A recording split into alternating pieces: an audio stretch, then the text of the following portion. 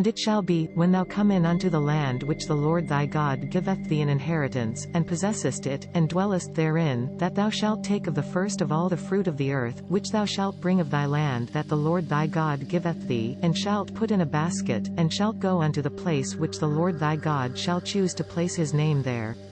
And thou shalt go unto the priest that shall be in those days, and say unto him, I profess this day unto the Lord thy God, that I am come unto the country which the Lord sware unto our fathers for to give us. And the priest shall take the basket out of thine hand, and set it down before the altar of the Lord thy God.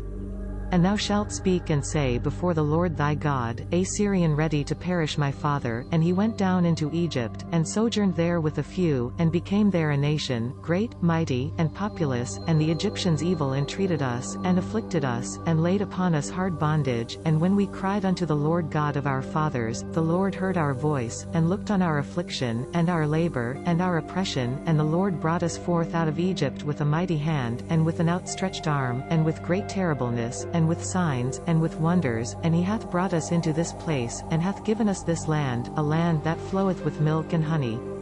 And now, behold, I have brought the firstfruits of the land, which thou, O Lord, hast given me. And thou shalt set it before the Lord thy God, and worship before the Lord thy God, and thou shalt rejoice in every good which the Lord thy God hath given unto thee, and unto thine house, thou, and the Levite, and the stranger that among you.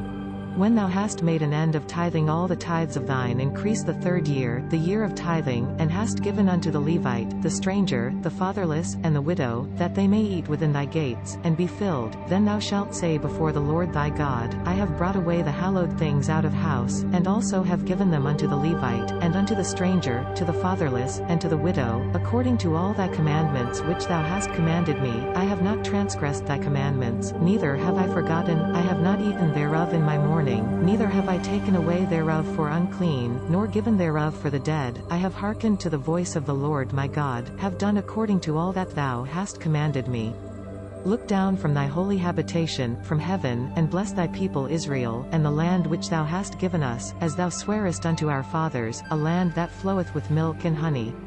This day the Lord thy God hath commanded thee to do these statutes and judgments, thou shalt therefore keep and do them with all thine heart, and with all thy soul.